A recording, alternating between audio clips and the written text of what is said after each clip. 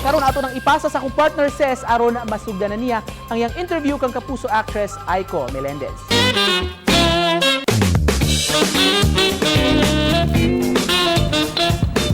Usa sa mga bida sa prima donna sa atong makauban this morning, mga kapuso, walay lain kundi si Miss Aiko Melendez. Maayong buntag, Miss Aiko.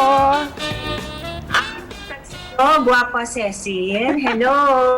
Ayan, marunong ka magbisaya.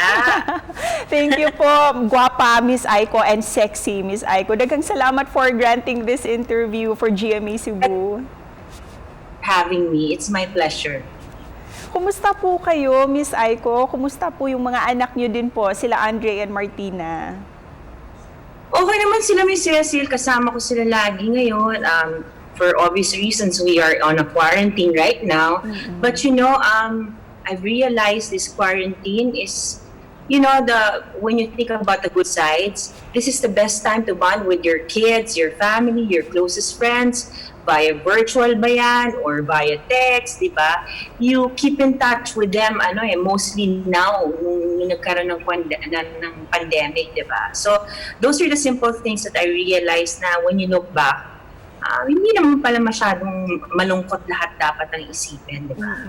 Tama po kayo. You're very positive po talaga and good vibes po talaga yung binibigay nyo sa amin. And of course, Miss Aiko, nakaka-inspire yung pagsistay fit and healthy mo. Grabe yung journey na ito ng weight loss mo. Can you share with us ano yung fitness routine na ginagawa mo? Actually, ang ginawa ko una talaga was really a medyo hardcore process. I went through a 9 procedure, liposuction. It's not really for weight loss. It's more for contouring your body. It's like a jump start. So what I did was after the procedure, I went on a low-calorie diet. So everything I eat right now is calculated. Kahit ano pa yan, kahit peanuts pa lang yan, everything is calculated in my diary. Kumusta naman po yung maintenance? Hirap. I think the hardest part is maintaining your weight. Because a lot of people yung all eyes is on you right now, di ba? Parang, tataba ulit yan. Andiyan na naman yung mga bashers, yung mahilig mamuna, di ba? Andiyan yung tataba yan. So yung pressure is, I think, triple the time before now. Kasi the maintaining is really hard. So I'm doing my best effort talaga ngayon to maintain and to stick to my diet and to live a healthy lifestyle. Because to all those who are watching your show, the key to a very successful weight loss is to have a good lifestyle. You really have to change your lifestyle. If before kain ka ng kain, now ang pagkain sa'yo parang isang hangin na lang yan. Nadadaan, natitignan mo na lang na sarap na ay 3 pounds yan. Ganun na lang ako ngayon. Miss Aiko, good thing that you mentioned about pressure and yung mga bashers din po kasi body shaming parang naging normal na sa iba. Paano po, how do we address this issue po and paano nyo po hinaharap yung mga bashings and bashers po? You know, Miss Cecil, I only have one word for those people who are not confident with their body. You know, it's not the shape, the size of a person that matters. It's the confidence that you bring out in yourself that matters. It's what makes you happy that matters. Because after all, you only have one body, di ba, to take care of. And this is our body. Dun sa mga bashers naman, Miss Cecil, wala akong now I've learned my lesson well na if I get to read negative comments in my Instagram or any of my social media, I just read them and then I brush it off and then I block them. That's it. So far po, ano po yung mga naging life-changing na mga decisions that you made because of this situation we are right now? Siguro this is a wake-up call not only for us but for our country na sana i-value nila mabuti yung mga maliliit na bagay because those little things will matter soon. It will become big.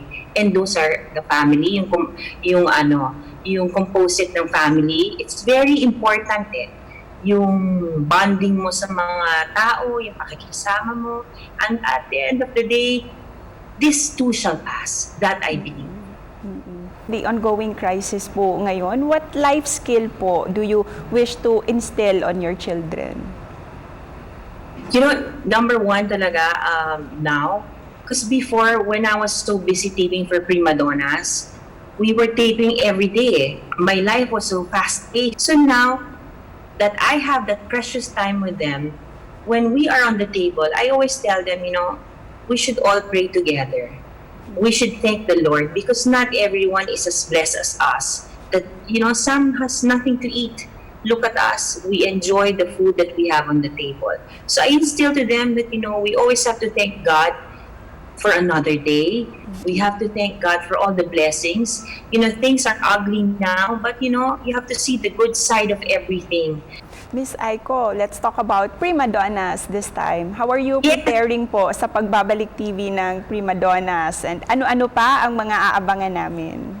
Sana panoorin nila yung online show namin kasi ang dami namin talagang gimmick na hinanda. Andyan yung mga nagagalit sa akin on TV, makikita nila one day magkakaroon kami ng reversal of role ni Katrina Halili. Ako ang magiging mahirap. So na-imagine nyo yun, si Kendra mahirap. So abangan nila yun sa online show namin. Malapit nang babalik ang Prima Donnas. Ayan, aabangan talaga namin yan, Miss Aiko. And Miss Aiko, before we end our interview, ano po yung mensahe niyo po sa lahat ng mga kapuso natin? Huwag kayong mawawala ng pag-asa, huwag kayong madidepress, do not let the devil put the best of you, but rely your faith to Lord. Kasi matatapos to. At ang resilience ng Pilipino, hindi matatawaran, di ba? Kahit may pandemic, tingnan mo ang mga pinagagawa nila. May mga memes pa tayong nakakatawa, di ba?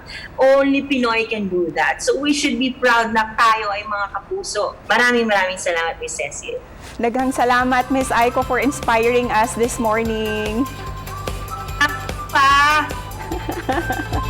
Thank you, Miss Aiko. Stay safe. And that was Aiko Melendez, mga kapuso, nga mi paambit kanato sa iyang kasinatian karong quarantine o syempre ang pagbalik TV na unya sa Prima Donnas. Ug mobalik pa ang GMA Regional TV Live.